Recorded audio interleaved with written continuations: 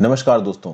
OECD क्या है? ये OECD की फुल फॉर्म की बात की जाए तो यह है organisation for economic cooperation and development, एक इंटर गवर्नमेंटल इकोनॉमिक ऑर्गेनाइजेशन जिसमें 37 मेंबर कंट्रीज हैं। 1961 में इसको बनाया गया। बहुत ही ब्रॉड इसका ऑब्जेक्टिव इकोनॉमिक प्रोग्रेस और वर्ल्ड ट्रेड को बढ़ाना। तो इसका इंट्रोडक्शन, OECD की हिस्ट्री, कैसे ये बना, इसका फाउंडिंग, इसके ऑब्जेक्टिव्स क्या क्या है, इसके फंक्शंस एंड रिस्पॉन्सिबिलिटीज, इसका कंपोजिशन, इंडिया OECD के साथ कैसे इन्वॉल्व है और OECD की मेंबर कंट्रीज कौन कौन सी हैं, इन सब चीज़ों को बहुत ही डिटेल में इस वीडियो में खंगालेंगे। तो आगे बढ़ने से पहले वीडियो पर लाइक का बटन, अगर अब तक आपने चैनल को सब्सक्राइब नहीं किया हो तो कर लीजिए। मेरे द्वारा बनाई गई और वीडियोस को देखने के लिए आप चैनल पर ज्वाइन बटन दबा के मेंबर भी बन सकते हैं। इंस्टाग्राम पे फॉलो कर लीजिए, आपकी जेन्युइन डाउट्स जवाब दूंगा। टेलीग्राम ग्रुप ज्वाइन कर लीजिए, वहां पे आपको लेक्चर की PDF मिल जाएगी। तो ये एक फोरम ऑफ कंट्रीज है जो कि अपने आप को डिस्क्राइब कैसे करते हैं कि भाई हम लोग डेमोक्रेसी को कमिटेड हैं। अभी डेमोक्रेसी को कमिटेड है कंट्रीज, तो ऑब्वियसली बात है यहाँ पे चाइना जैसी कंट्रीज, वियतनाम जैसी कंट्रीज इसकी मेंबर नहीं होंगी जहां पे डेमोक्रेसी नहीं है। फिर मार्केट इकोनॉमी की बात करते हैं, ये मिलजुल के पॉलिसी को इवॉल्व करना, डोमेस्टिक और इंटरनेशनल पॉलिसीज को आइडेंटिफाई करना, गुड प्रैक्टिसेस को अडॉप्ट करना, कॉमन प्रॉब्लम्स को सॉल्व करना, ये सब इनका काम है। OECD के जो भी मेंबर्स हैं वो ज़्यादातर हाई इनकम इकोनॉमीज हैं जहां पे ह्यूमन डेवलपमेंट इंडेक्स बहुत अच्छा है। इनको डेवलप्ड कंट्रीज कहा जाता है। कि अगर आप OECD के मेंबर कंट्रीज को मिला दें तो नॉमिनल GDP जो दुनिया की है उसका 62.2% कहा आता है OECD में।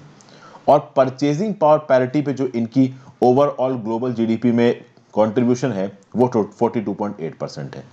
OECD एक ऑफिशियल यूनाइटेड नेशंस ऑब्जर्वर है। तो अब आप समझ सकते हैं कि OECD यूनाइटेड नेशंस के ब्रैकेट के अंदर नहीं है, बट हाँ ऑब्जर्वर स्टेटस मिला है उसको यूनाइटेड नेशंस में।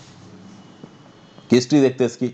1948 में OECD नहीं था, OEEC था, जिसका नाम था organisation for European economic cooperation. किसने बनाया था इसको? तो रॉबर्ट मार्जोलिन ऑफ फ्रांस। क्यों बनाया गया था? मार्शल प्लान को इंप्लीमेंट करने के लिए। जब सेकेंड वर्ल्ड वॉर खत्म हुआ पूरा यूरोप तबाह हो चुका था। अब जब यूरोप तबाह हो चुका है तो यूरोप को रिकंस्ट्रक्ट करना पड़ेगा ना। तो वहां पे अमेरिका बड़े पापा बन के आते हैं और बोलते हैं कि भाई यूरोप को रिकंस्ट्रक्ट करने के लिए हम लोन देंगे और उस लोन को दिया जाएगा मार्शल प्लान के अंदर। तो ये जो यूनाइटेड स्टेट्स की फाइनेंशियल एड आई थी ताकि reconstruction of Europe after world war 2 economic programme चलाए जा सके, इसको बोला गया मार्शल प्लान। लेकिन इस मार्शल प्लान को उस समय की सोवियत यूनियन और उसकी सैटेलाइट स्टेट्स ने रिजेक्ट कर दिया। क्यों कर दिया? क्योंकि देखिए Marshall plan free market economy की बात करता है, मार्केट फोर्सेस की बात करता है, कैपिटलिज्म की बात करता है, और सोवियत यूनियन सोशलिज्म की बात करता है। तो ऑब्वियस सी बात है सोवियत यूनियन और चाइना जैसी कंट्रीज मार्शल प्लान को रिजेक्ट ही करेंगी। फिर आप देखिए 1950s में OEEC ने क्या किया? It provided a framework for negotiations aimed at determining conditions for setting a European free trade area. फिर भाई European economic committee of the six and other OEC members together on a multilateral basis. कुल मिला के Europe की countries उस समय पे आपस में एक दूसरे के साथ और घुल मिल सके, ट्रेड के इश्यूज को लेके, म्यूचुअल डेवलपमेंट के इश्यूज को लेके, ह्यूमन डेवलपमेंट के इश्यूज को लेके। और इनफैक्ट 1958 में OEEC के ब्रैकेट के अंदर ही बनाई गई यूरोपियन न्यूक्लियर एनर्जी एजेंसी। तो मतलब काफी मेजर स्केल पे इन्वॉल्व था OEEC। 1961 में OEEC को बदल के कर दिया गया OECD, organisation for economic cooperation and development. किसके थ्रू?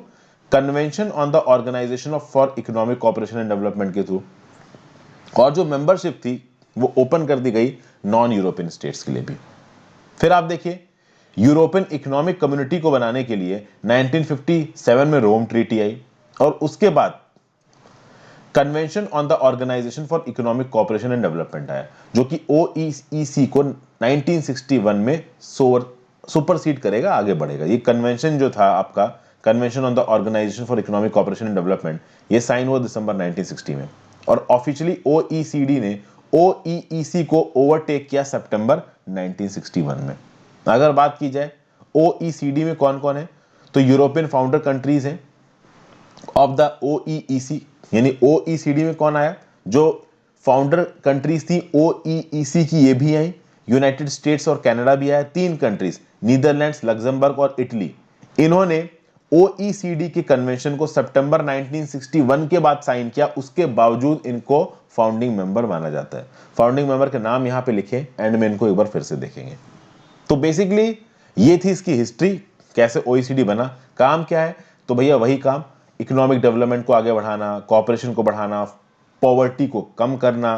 फिर जब हम लोग ग्रोथ कर रहे हैं, जब इकोनॉमिक ग्रोथ हो रही है, उस समय पे इन्वायरमेंट पे क्या फर्क आ रहा है, इसको भी रेगुलरली एसेस करते रहना। ओईसीडी ने लिविंग मल्टीपल कंट्रीज में जो लिविंग स्टैंडर्ड्स हैं उनको बढ़ाया है। वर्ल्ड ट्रेड के एक्सपेंशन में ओईसीडी का अपना एक रोल है। ओईसीडी रेगुलरली मिनिस्टर लेवल की मीटिंग्स करता रहता है, ठीक है। यहां पे मेंबर कंट्रीज भी हैं, नॉन मेंबर कंट्रीज भी हैं, तो भैया OECD regular minister level meetings करता है। एक ऐसा प्लेटफॉर्म प्रोवाइड करता है जो कि बहुत सारे थीम्स पे बातचीत करता है, और इन प्लेटफॉर्म्स में केवल ओईसीडी की कंट्रीज नहीं, दुनिया की और कंट्रीज भी इन्वॉल्व है। आप आगे जाके देखोगे इंडिया भी इन्वॉल्व है, जबकि इंडिया ऑफिशियली ओईसीडी का मेंबर है नहीं। फिर ओईसीडी यूरेशिया व्यू, यहां पे क्या है, it include several high level policy dialogue discussions to share best practice and experiences in addressing common development and economic challenges in Eurasia. तो भैया ओईसीडी इकोनॉमिक स्टेबिलिटी को प्रमोट कर रहा है on a global scale. OECD regularly publish करता है और update करता है एक मॉडल टैक्स कन्वेंशन, जिसको फॉलो किया जाना चाहिए। इकोनॉमिक रिपोर्ट्स निकालता है, स्टैटिस्टिकल डाटाबेसेस को पब्लिश करता है, एनालाइज करता है उनको, और आगे आने वाले समय में इकोनॉमिक ग्रोथ कैसे होने वाली है इसके ऊपर अपने फोरकास्ट देता है। फिर भाई this OECD analyses the impact of social issues on economic growth. तो सोशल इश्यूज का इकोनॉमिक ग्रोथ पे क्या इफेक्ट है, ओवरऑल इकोनॉमिक ग्रोथ ग्लोबली बढ़ेगी तो सोशली कैसे चीजें होंगी, इन सब चीजों के ऊपर अपने व्यू पॉइंट्स देना, एनालिसिस निकालना। अक्सर कर ओईसीडी की रिपोर्ट्स में जो भी आता है उसके बारे में न्यूज़पेपर में और एडिटोरियल डिस्कशन में मैं आपके साथ बात करता ही हूँ। फिर ओईसीडी का एक और फंक्शन है कि ब्राइबरी और जो दूसरे प्रकार के फाइनेंशियल क्राइम्स होते हैं दुनिया भर में, उनको कम किया जाए। तो ओईसीडी एक ब्लैक लिस्ट ऑफ नेशंस की लिस्ट को मेंटेन करता है। वो नेशंस जो टैक्स हेवन है, वो नेशंस जहां पे इंटेंशनली कंपनियां जाके टैक्सेस देना स्किप कर सकती हैं, टैक्स अवॉइडेंस कर सकती हैं, तो इसके अगेंस्ट एक एंडेवर है ओईसीडी का कि भाई इसको हम खत्म करेंगे। तो वो कंपनीज जो कि टैक्स अवॉइडेंस करती हैं उनको खत्म करना, ठीक है, उनके ऊपर एक चेक लेके आना, खासकर G20 कंट्रीज में, इसमें भी ओईसीडी इन्वॉल्व है। ओईसीडी का कंपोजिशन देखा जाए तो भाई यहाँ पे आपको सबसे पहले नजर आएगा ओईसीडी काउंसिल। ओईसीडी काउंसिल में हर मेंबर कंट्री का रिप्रेजेंटेशन है। हर मेंबर कंट्री एक डेलीगेशन भेजता है जहां पे कुछ लोग होते हैं, और इस डेलीगेशन को हेड करता है उस पर्टिकुलर कंट्री का एम्बेसडर, ठीक है। इस ओईसीडी काउंसिल में बहुत सारी स्टैंडिंग कमिटीज हैं। ये ओईसीडी काउंसिल में हर मेंबर कंट्री की रिप्रेजेंटेशन है, वो लोग आपस में बातचीत करते हैं, ऑर्गेनाइजेशन कैसे काम करेगा, इसकी क्या डायरेक्शन होगी, क्या गाइडेंस होगी, उसके ऊपर ये लोग डिसाइड करते हैं। फिर ये जो ओईसीडी की सब्सटेंसिव कमिटीज हैं, ओईसीडी के जितने भी अलग अलग प्रकार के वर्क एरिया हैं, हर वर्क एरिया के अपनी सब्सटेंसिव कमिटीज हैं, उनके अंदर बहुत सारी सब्सिडरी बॉडीज काम कर रही हैं, मेंबर और नॉन मेंबर गवर्नमेंट्स इन्वॉल्व हैं। तो इंडिया, पाकिस्तान, इस तरीके की जो कंट्रीज हैं जो कि ओईसीडी के मेंबर नहीं है, वो भी वहां पे इन्वॉल्व होकर काम करती हैं।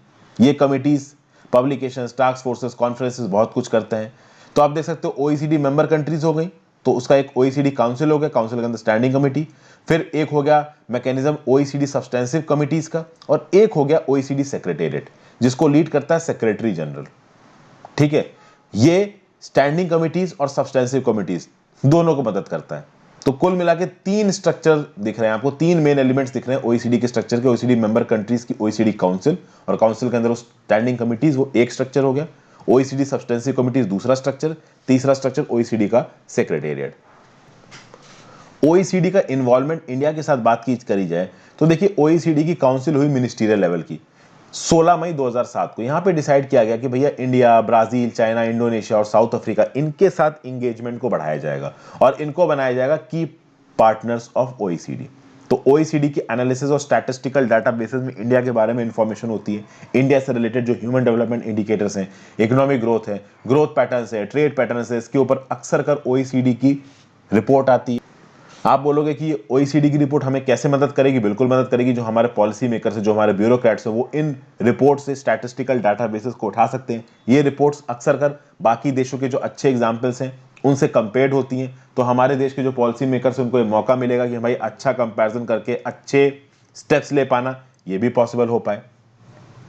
तो भाई OECD statistics sector specific country reviews and targeted joint activities are key to advancing India's domestic reform agenda while increasing OECD relevance in global governance. फिर आप आगे बात करो दोस्तों, तो ओवरऑल G20 जैसे ऑर्गेनाइजेशंस के साथ और भी दूसरे जो ऑर्गेनाइजेशंस है उनके साथ OECD इन्वॉल्व होके एक होलिस्टिक लेवल पे काम करता है। किस हद तक OECD एक कंट्री के अंदर घुस के काम कर पाएगा, और सिर्फ OECD नहीं, बाकी कंट्रीज के लिए भी, बाकी ऑर्गेनाइजेशंस के लिए भी ये वैलिड है, जैसे यूनेस्को, यूनिसेफ, इन सब के लिए वैलिड है। वो इस बात पर डिपेंड करेगा कि वो पर्टिकुलर देश किस हद तक एक्सटर्नल इंटरफेरेंस को बर्दाश्त कर रहा है। इंडिया कैसे OECD के साथ कोऑर्डिनेट करता है, तो भाई ग्लोबल रिलेशंस सेक्रेटेरिएट है OECD का, ये इंडिया के साथ कोऑपरेशन करता है ताकि एक म्यूचुअली बेनिफिशियल स्ट्रेटेजिक ओरिएंटेशन हो सके। सेंट्रल स्टेट गवर्नमेंट्स दोनों इन्वॉल्व हो, इंडिया के बिजनेस इन्वॉल्व हो, एसोसिएशंस इन्वॉल्व हो, थिंक टैंक इन्वॉल्व हो। तो OECD और इंडिया के कोलैबोरेशन में एंटी करप्शन की बातें होती। कॉर्पोरेट गवर्नेंस कैसे हो सकता है, क्योंकि ट्रेड को बढ़ाता है दुनिया भर का OECD, तो कॉर्पोरेट गवर्नेंस पे बात होगी। Economic policy, environment, fiscal relations, responsible business conduct, taxation, trade, investment, steel, सबके ऊपर बात होती है। इंडिया का रिप्रेजेंटेशन किस हद तक है OECD में, तो भैया जो सेलेक्टेड OECD कमिटीज हैं और उनकी सब्सिडरीज बॉडी है उसमें इंडिया को पार्टिसिपेशन दिया गया है। फिर OECD के डेवलपमेंट सेंटर में global forum on transparency and exchange for of information for tax purposes, international transport forum, financial action task force, association country of the international energy agency, इन सब का मेंबर है इंडिया, और इनके through OECD के साथ जो इन्वॉल्वमेंट है इंडिया का वो काफी बढ़ जाता है। G20 का मेंबर है इंडिया, तो ऑब्वियस सी बात है G20 का मेंबर होने के नाते इंडिया का एक्टिव रोल है in the global forum on steel access capacity, वहां पे भी G20 और OECD साथ मिलकर काम कर रहे हैं। तो ये सब चीजें दोस्तों, तो ये OECD के बारे में आपको पूरी जानकारी बताइए।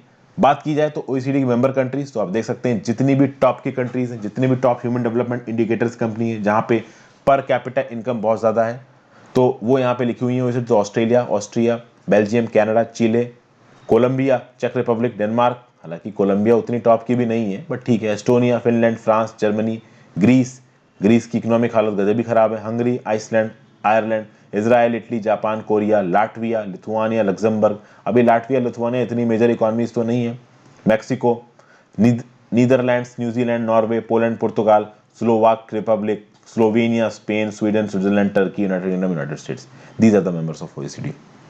तो आई होप आपको कुछ सीखने को मिला होगा दोस्तों। इंटरनेशनल ऑर्गेनाइजेशन में ये भी एक इंपॉर्टेंट पार्ट था। Thank you for watching, have a great day.